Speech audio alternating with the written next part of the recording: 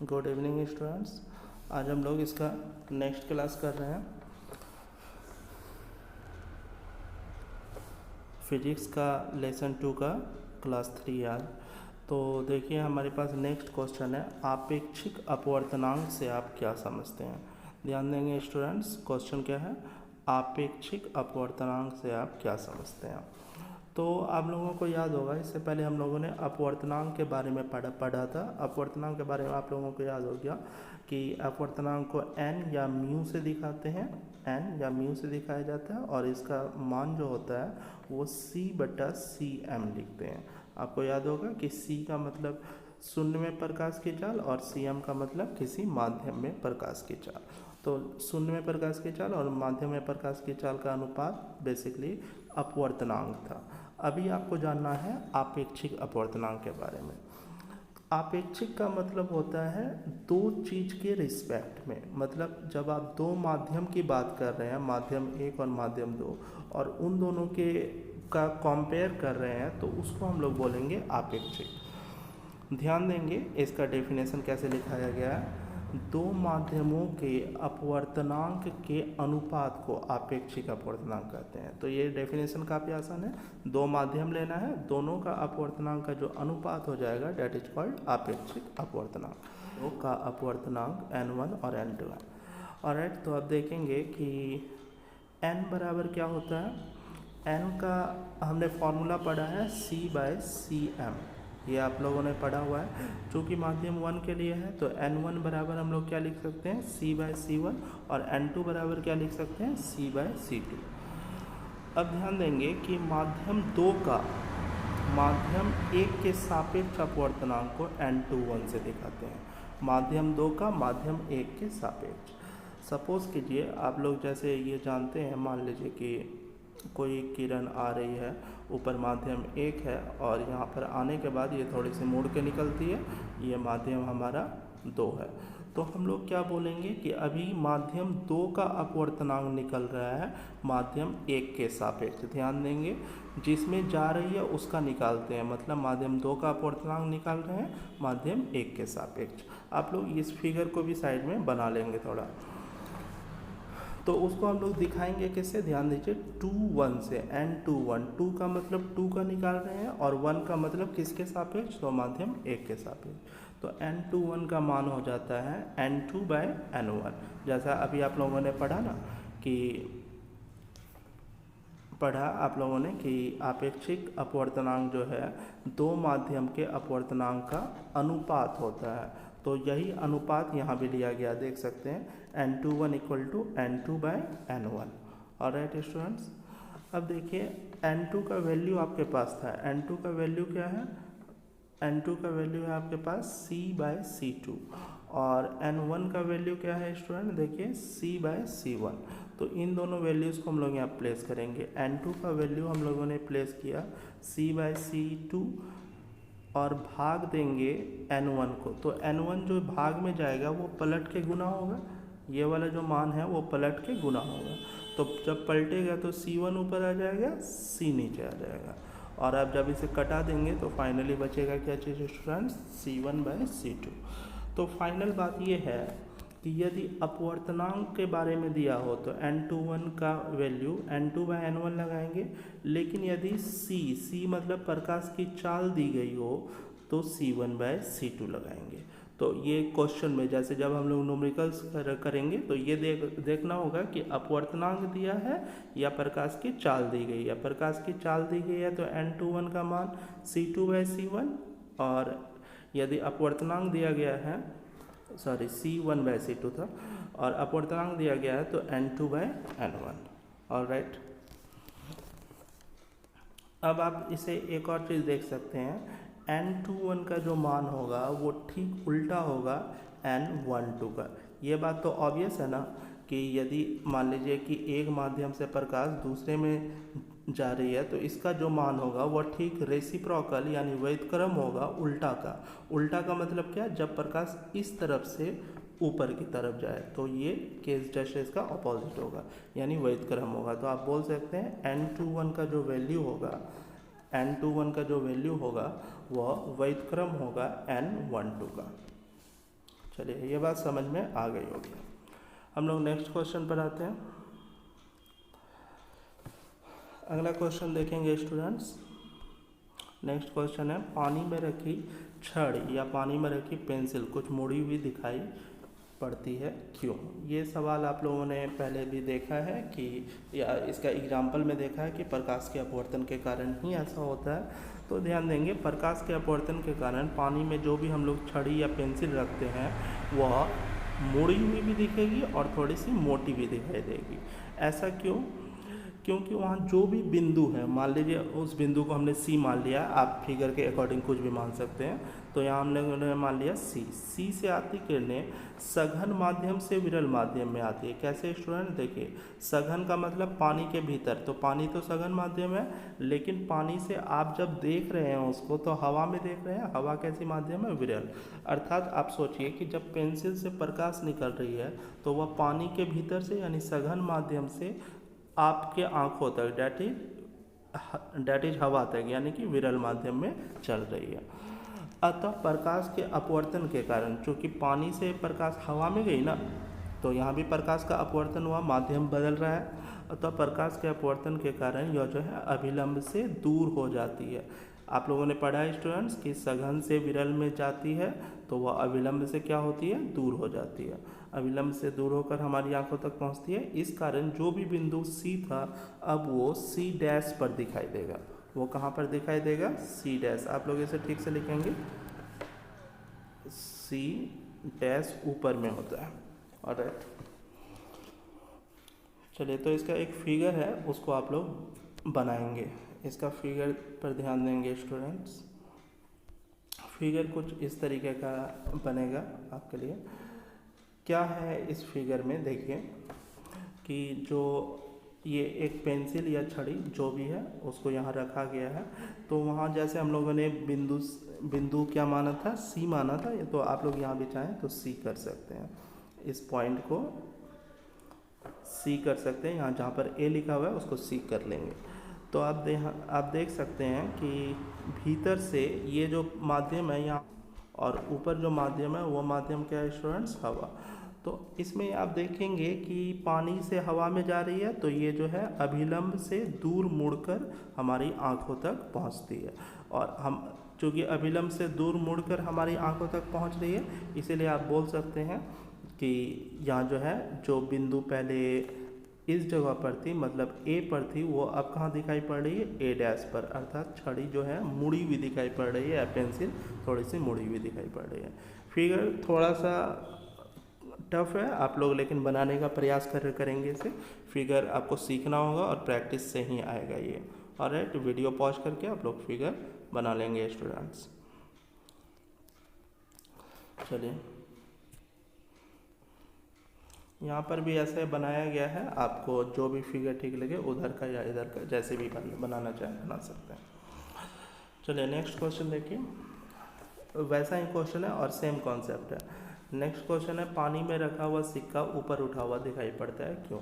अब स्टूडेंट्स साहब आप खुद सोचिए, जब पानी में सिक्का रखा हुआ है, ठीक है, तो ये सिक्का जो है आप देख सकते हैं, सिक्का नीचे रखा हुआ है, यहाँ से प्रकाश आ रही है, लेकिन वो प्रकाश जो है थोड़ी सी मुड़ने के बाद आपकी आंखों तक पहुंच रही है। और मुड़ने के बाद जब उसको पीछे बढ़ाए तो वो सिक्का सी पर नहीं दिखाई देकर कहाँ पर दिख रहा है स्टूडेंट्स? सी डैश पर दिख रहा है। तो आप लोग इसको आसानी से कर सकते हैं। यहाँ पर पॉइंट्स, यहाँ पर आप लोग जो है पॉइंट्स मान सकते हैं सी, और यहाँ पर क्या मान लेंगे? C dash. तो देखिए, यहाँ पर भी सेम बात लिखी गई है। ध्यान देंगे कि प्रकाश के अपवर्तन के कारण पानी में रखा हुआ सिक्का ऊपर उठा हुआ दिखाई पड़ता है। यहाँ भी वही बात है कि बिंदु सी से आती किरणें सघन माध्यम यानी पानी से विरल माध्यम अर्थात हवा में आ रही है।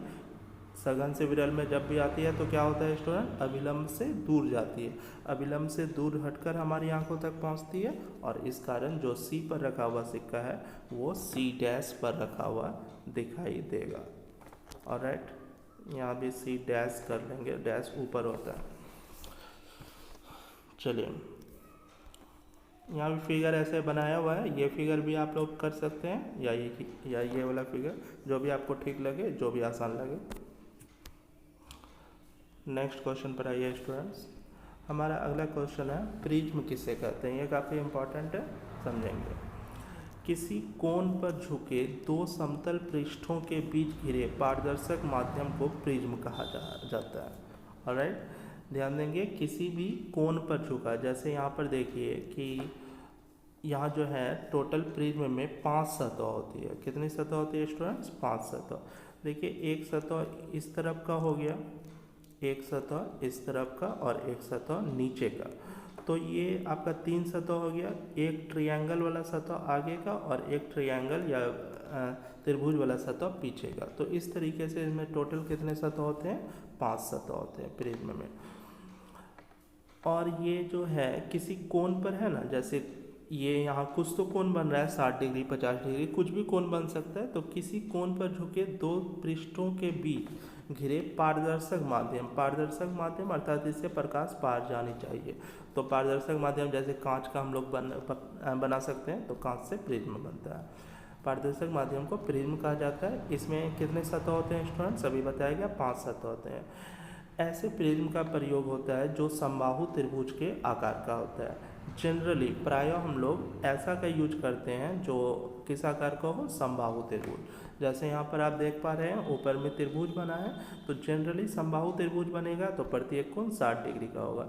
यानी मैक्सिमम टाइम जो आप प्रिज्म देखेंगे उसका कोण कितना दिखेगा? 60 डिग्री। लेकिन ये जरूरी नहीं है, लेकिन जनरल केस में 60 डिग्री ही दिखेगा। ऑलराइट, प्रिज्म का फिगर ऐसे बना सकते हैं। यहाँ थोड़ा ये वाला लाइन स्टूडेंट्स यहाँ नहीं करना है, ये वाला लाइन यहाँ गलती से चला गया। इसका फिगर मैं दिखा दे रहा हूँ। फिगर को हम लोग प्रिज्म बोलते हैं। आप लोग इस फिगर को बना लेंगे और इसमें थोड़ा नेमिंग कर देंगे। लाइक ये A, B और C है, तो यहाँ पर आप क्या मानेंगे? A डैश, B डैश और C डैश। इसी को हम लोग क्या बोलते हैं स्टूडेंट? प्रिज्म। ऑलराइट, तो ये वाला फिगर आप लोग कर लेंगे। इसमें सतह आपको क्लियरली समझ में आनी चाहिए। दाएं बाएं 2 सतह हुआ, नीचे तीसरा सतह हुआ, आगे और पीछे ट्रायंगल वाला 2 और सतह हुआ, यानी कि टोटल कितने सतह होते हैं इसमें? 5 सतह होते हैं। चलिए नेक्स्ट क्वेश्चन पर आते हैं स्टूडेंट्स। ये क्वेश्चन काफ़ी इम्पॉर्टेंट है, आप लोग इसका प्रैक्टिस जितना बार कर सकते हो उतना बार करेंगे। ये 3 या 5 मार्क्स के लिए क्वेश्चन पूछा जा सकता है। क्या क्वेश्चन है देखिए उसे।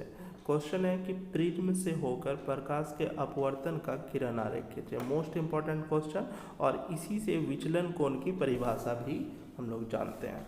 तो ध्यान देंगे, प्रिज्म से होकर प्रकाश के अपवर्तन का किरण आरेख। और इससे पहले एक बात और स्टूडेंट्स देखेंगे कि ये जो प्रिज्म था ये जो है 5 सतह से घिरा हुआ है, लेकिन जब आप सामने आँख के सामने रखकर इसको देखेंगे तो केवल यही वाला सतह न दिखेगा, ये भाग तो हमारा पीछे चला जाएगा। तो आप बोल सकते हैं जब हम लोग प्रिज्म को सामने से देखेंगे तो वह केवल एक त्रिभुज दिखेगा। समझ में आ रहा है बात? बाकी ये वाला पोर्शन तो पीछे रहेगा। यदि आप बिल्कुल फ्रंट से देखेंगे तो केवल एक त्रिभुज दिखाई देगा। तो अभी जो हम लोग किरण आरेख बनाएंगे उसमें प्रिज्म को इतना ये बैक पोर्शन नहीं दिखाना है, केवल फ्रंट पोर्शन दिखाना है। यानी प्रिज्म के लिए केवल अभी क्या बनाएंगे? त्रिभुज। आप लोग देखिए समझ आ जाएगा। तो इसमें ये बेसिकली फिगर है, लेकिन यहाँ क्लियर नहीं है, तो मैं थोड़ा क्लियर फिगर इसमें दिखा देता हूँ और इसे समझने का प्रयास करेंगे स्टूडेंट्स। देखिए ये फिगर है, समझिए इसको। इसमें बहुत सारी बातें हैं और आपका काम है इसको समझना ध्यान से। सबसे पहला बात ये देखिए कि यहाँ पर जो है ये हमारा त्रिभुज ABC जो है एक प्रिज्म है। ABC क्या है स्टूडेंट? प्रिज्म है, ठीक है। यहाँ पर जो PQ है, ये वाली किरण दिख रही है PQ, ये जो है आपतित किरण है। आपतित किरण यहाँ पर आ रही है, आने के बाद यहाँ पर टकराती है, जिस बिंदु पर पड़ती है वहाँ पर हम लोग जो है अभिलंब खींचते हैं। तो ये जो डॉटेड लाइन आपको दिख रहा है ब्लू कलर में, वो डॉटेड लाइन क्या होगा? हमारा अभिलंब होगा। अब आप फिर यहाँ पर सोच सकते हैं कि ये वाला माध्यम हमारा हवा है, ये बीच में जो है ये ऑब्वियस है प्रिज्म कांच का बना हुआ होता है, ये कांच है और इधर का माध्यम फिर से क्या है, हवा। तो प्रकाश जो है हवा से कांच में जा रही है, अर्थात विरल से सघन में जा रही है, तो इसीलिए यह अभिलंब की ओर मुड़ती है। देखिए अभिलंब ये हुआ तो प्रकाश को जाना था सीधा, लेकिन ये इस तरीके से अभिलंब की ओर मुड़ गई। ऑलराइट, अब ध्यान देंगे स्टूडेंट्स, जब बीच में ये जो किरण है QR, उस किरण का नाम क्या होगा, अपवर्तित किरण। उस किरण का नाम क्या है, अपवर्तित किरण।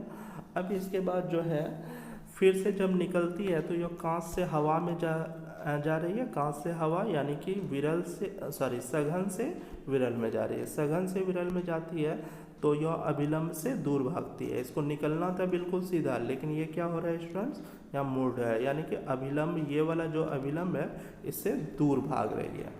चलिए ठीक है, लास्ट में जो किरण निकलता है उसको हम लोग क्या बोलते हैं, निर्गत किरण। आप लोग पहले भी कांच की सिल्ली वाले में पढ़े हैं, जब अपवर्तन एक से ज़्यादा बार होता है तो अंतिम किरण जो निकलता है उसका नाम क्या हो जाता है, निर्गत किरण। इतना बात क्लियर है।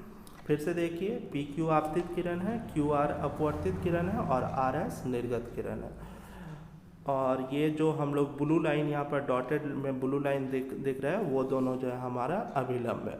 ठीक है स्टूडेंट्स, अब इसमें देखेंगे यदि आप आपतित किरण को डॉटेड लाइन से आगे बढ़ाएं, देखिए ये जो है डॉटेड लाइन से आगे बढ़ाया गया है आपतित किरण को, जो रेड में आपको दिख रहा है, आपतित किरण को डॉटेड लाइन से आगे बढ़ाया गया है। और जो निर्गत किरण है, निर्गत किरण को डॉटेड लाइन से पीछे बढ़ाया गया है। देखिए निर्गत किरण ये वाली है, इसको पीछे बढ़ाया गया है। तो ये दोनों कहीं ना कहीं जाकर मिलती है। देखिए इस पॉइंट पर आकर जो है ये मिल रही है और यहाँ एक कोण बन रहा है, जिस कोण का नाम होता है डेल्टा।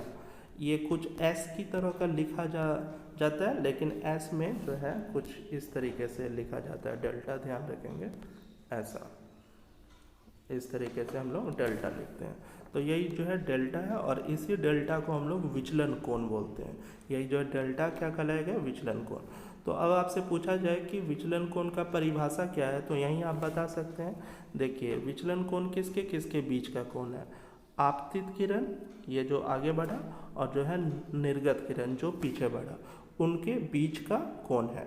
इसीलिए जो है इसको हम लोग क्या बोलते हैं कि जो हमारा विचलन कोण है उसको हम लोग जो है डेल्टा से शो करते हैं। और इसकी परिभाषा क्या होगी, आपतित किरण और निर्गत किरण के बीच का जो कोण है वही हमारा विचलन कोण कहलाता है। इस फिगर को पॉज करके सही तरीके से बनाएंगे और इसमें देखिए कि कहाँ आपतित है, कहाँ अपवर्तित है और जो है डेल्टा क्या है। ऑलराइट स्टूडेंट्स, तो थोड़ा इधर भी हम लोग देख लेते हैं, आप लोग पॉज करके इसको बना लेंगे। तो यहाँ वही फिगर ही था बेसिकली।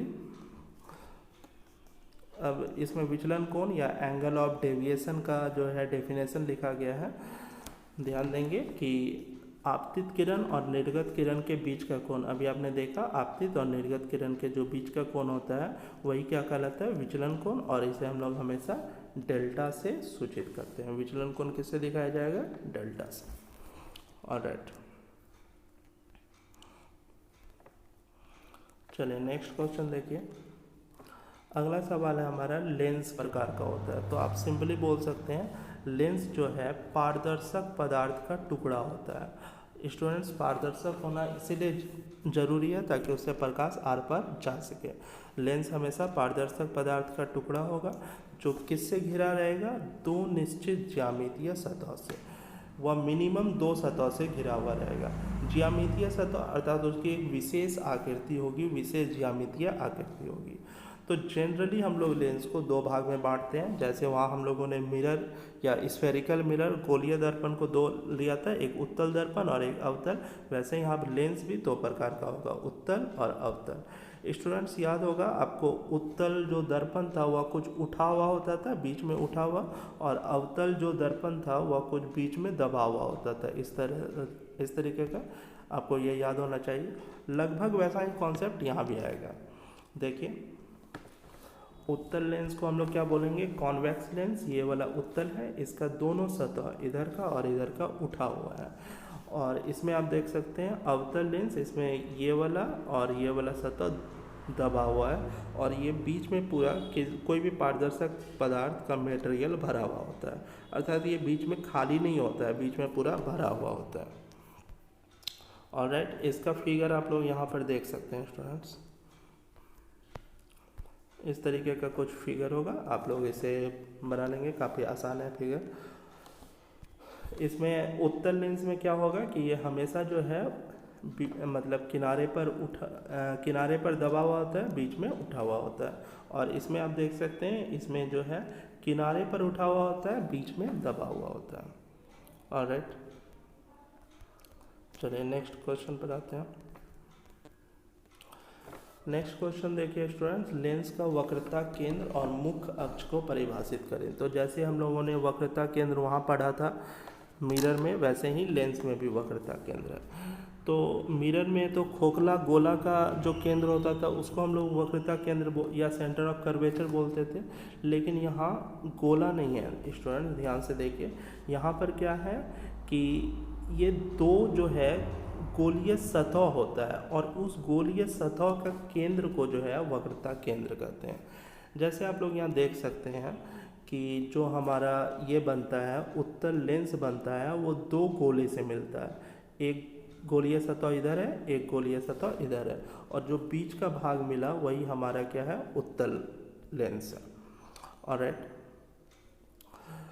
अब देखेंगे इसमें कि यहाँ पर दो तरीके का वक्रता केंद्र होगा। एक बार वक्रता केंद्र का डेफिनेशन फिर से देख लेते हैं।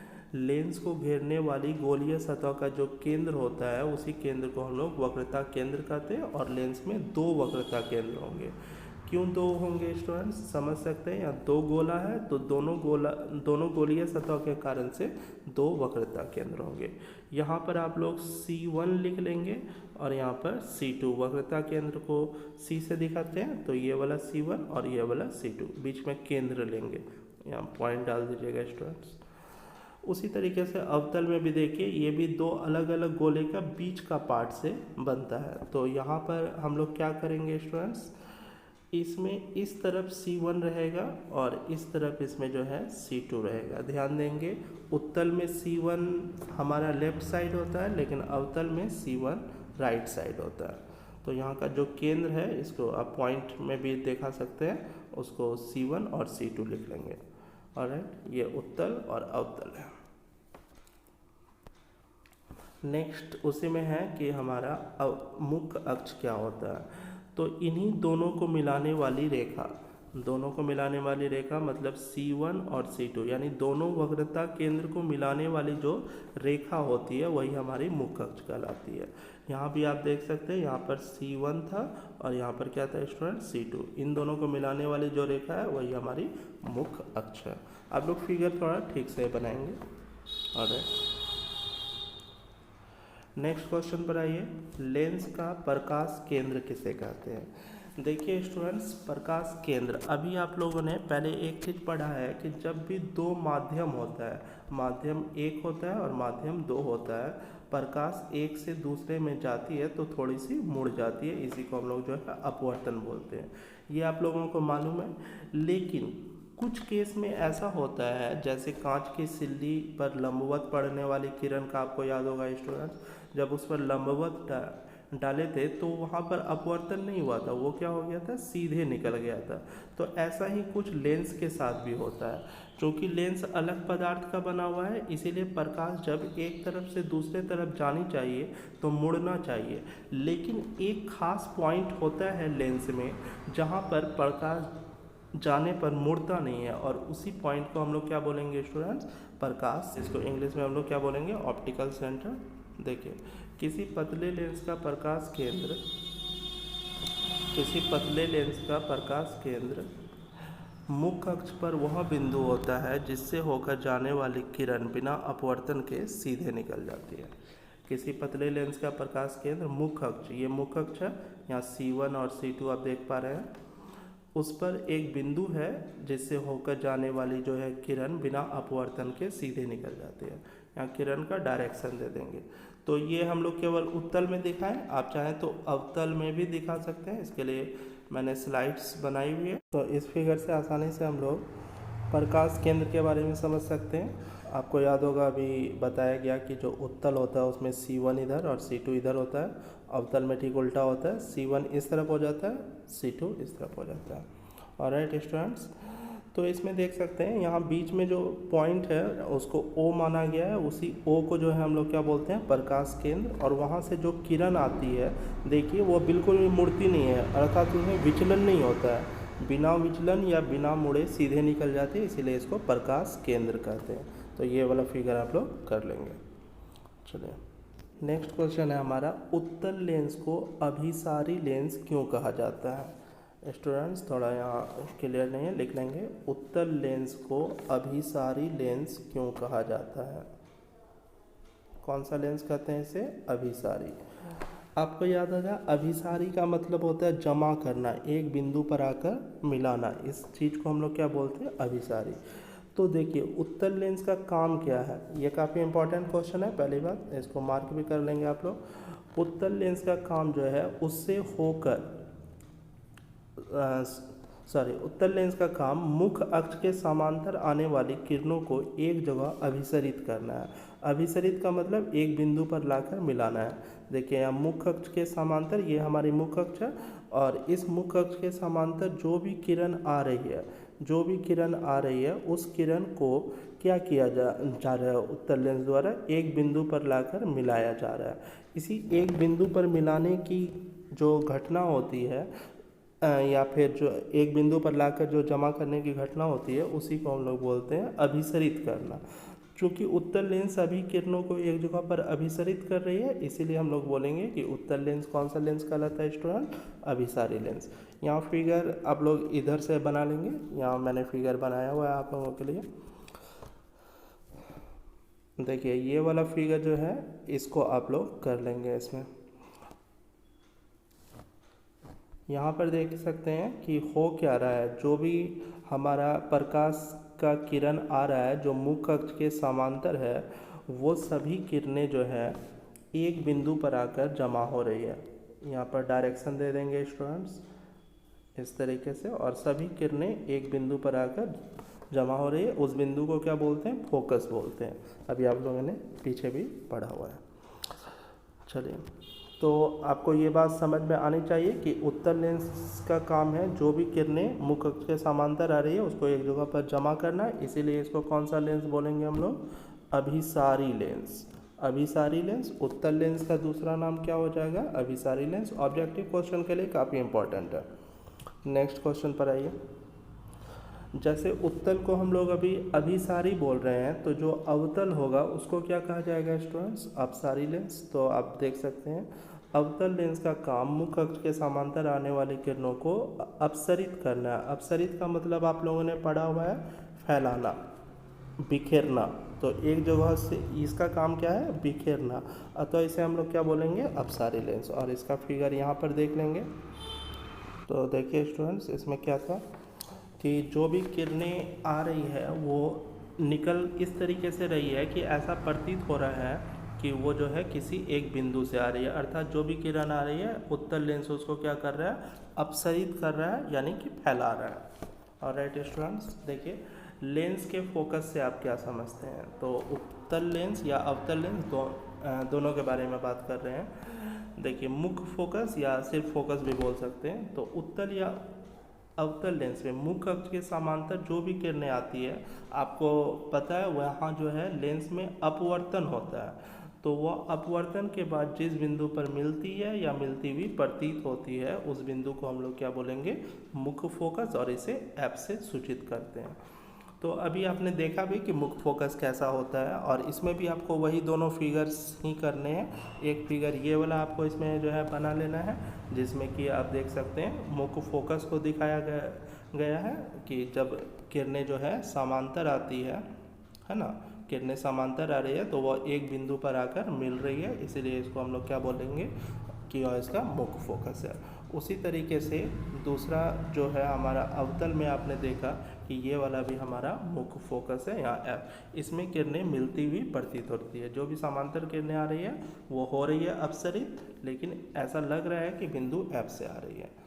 और नेक्स्ट क्वेश्चन देखिए स्टूडेंट्स, लेंस के फोकस दूरी से आप क्या समझते हैं? तो इसका आंसर क्या होगा? सीधी बात है, प्रकाश केंद्र से मुख्य फोकस के जो बीच की दूरी होती है, लेंस का प्रकाश केंद्र से मुख्य फोकस के बीच की दूरी को हम लोग क्या बोलेंगे? फोकस दूरी। और इसे जो है स्मॉल एफ से दिखाएंगे। ध्यान देंगे, फोकस दूरी को स्मॉल एफ से, जबकि मुख्य फोकस को कैपिटल एफ से। ऑलराइट, अगला क्वेश्चन है हमारा, लेंसों के लिए चिन्ह परिपाटी का वर्णन करें। तो देखेंगे स्टूडेंट्स, लेंस के लिए चिन्ह परिपाटी क्या होता है। तो जैसे आप लोगों को याद होगा दर्पण में चिन्ह परिपाटी होता है, वैसे ही लेंस में भी चिन्ह परिपाटी होता है। इसमें भी हम लोग लगभग सेम ही बात है। मुख्य अक्ष को हम लोग जो है क्या मानेंगे? एक्स अक्ष। मुख्य अक्ष को क्या मानना है स्टूडेंट्स? एक्स अक्ष। देखिए यहाँ पर जो है ये एक्स डैश मुख्य अक्ष माना गया और ये इधर भी हमारा मुख्य अक्ष है। ऑलराइट, आप इसमें देख सकते हैं कि जो इधर की तरफ होती है उधर प्लस होता है और इधर एक्स डैश की तरफ माइनस, यहाँ भी प्लस और ये वाला माइनस हो जाएगा। सभी दूरियां प्रकाश केंद्र से मापी जाती है। प्रकाश केंद्र यानी ये बीच वाला बिंदु O है, इस O बिंदु को ही ना अभी प्रकाश केंद्र आपको पढ़ाया गया है, इस बिंदु से ही सभी दूरी मापी जाएगी। तीसरी बात है कि आपतित किरण की दिशा में मापी गई सभी दूरियां धनात्मक होती है और उसके विपरीत हमेशा क्या होगी? ऋणात्मक होगी। चौथे पर आइए, मुख्य अक्ष के ऊपर, जब भी हम लोग मुख्य अक्ष के ऊपर चलेंगे तो वहाँ की दूरियां धनात्मक, और जब मुख्य अक्ष के नीचे चलेंगे तो वहाँ की दूरियां ऋणात्मक होगी, उत्तल में भी और अवतल में भी। तो आप यदि याद करें तो यहाँ बिल्कुल वही बातें लिखी गई है जो हम लोगों ने दर्पण के लिए पढ़ा हुआ है। तो इसमें कुछ भी डिफरेंस नहीं है, सेम है, लेकिन यहाँ फिगर बस अलग है। फिगर क्या है कि इसमें हम लोगों ने उत्तल लेंस बनाया हुआ है और यहाँ पर हम लोगों ने अवतल लेंस बनाया हुआ है। यहाँ पर ध्यान देंगे स्टूडेंट्स कि फोकस दूरी जो होती है वह क्या होती है? फोकस दूरी को हम लोग कैसे दिखाते हैं कि प्रकाश केंद्र से लेकर फोकस के बीच की जो दूरी होती है उसी को हम लोग फोकस दूरी कहते हैं। प्रकाश केंद्र से लेकर फोकस के बीच की दूरी, और उसको स्मॉल एफ से दिखाते हैं। तो यहाँ पर स्मॉल एफ होना चाहिए। ऑलराइट, इसको सही कर लेंगे और आप लोग इसे नोट भी कर लेंगे कि ये कॉन्वेक्स लेंस का है और ये जो है हमारा कॉनकेव यानी कि उत्तल लेंस का है। ये ठीक उसी तरीके का होता है जैसा मिरर में होता है। नेक्स्ट क्वेश्चन है स्टूडेंट्स, नेक्स्ट क्वेश्चन है हमारा, देखिए लेंस सूत्र क्या है समझाएं। तो लेंस सूत्र क्या होता है इसे देखेंगे। लेंस सूत्र आप लोगों ने पढ़ा हुआ है कि जैसे हम लोगों ने दर्पण सूत्र पढ़ा था, दर्पण सूत्र 1/v + 1/u = 1/f होता है, वैसे ही हमारा लेंस सूत्र है। लेंस सूत्र में बस माइनस होता है। आपको याद होगा u जो है वस्तु दूरी होती है या ऑब्जेक्ट डिस्टेंस, v जो है प्रतिबिंब दूरी होती है और f जो है फोकस दूरी होती है, फोकल डिस्टेंस भी लिख सकते हैं इसको। तो इसी को हम लोग लेंस फार्मूला बोलेंगे या लेंस सूत्र बोलेंगे। तो इसमें बस यही बात है कि जैसे दर्पण में हमारा पूरा फार्मूला प्लस में चलता है, यहाँ 1/v - 1/u = 1/f होता है। ऑलराइट, इसको नोट कर लेंगे। नेक्स्ट क्वेश्चन देखिए, उत्तल लेंस के सामने जब आप धूप में कागज रखते हैं तो वह जल क्यों उठता है? तो आप लोगों ने अभी देखा कि उत्तल लेंस का काम होता है जो भी किरणें आ रही हैं उसको एक जगह जमा करना।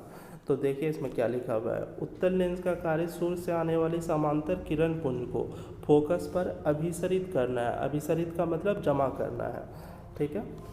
और जब वो फोकस पर अभिसरित हो जाएगी तो सूर्य के प्रकाश में दो प्रकार की ऊर्जा होती है, एक तो प्रकाश ऊर्जा होती है, साथ ही उसमें ऊर्जा भी होती है।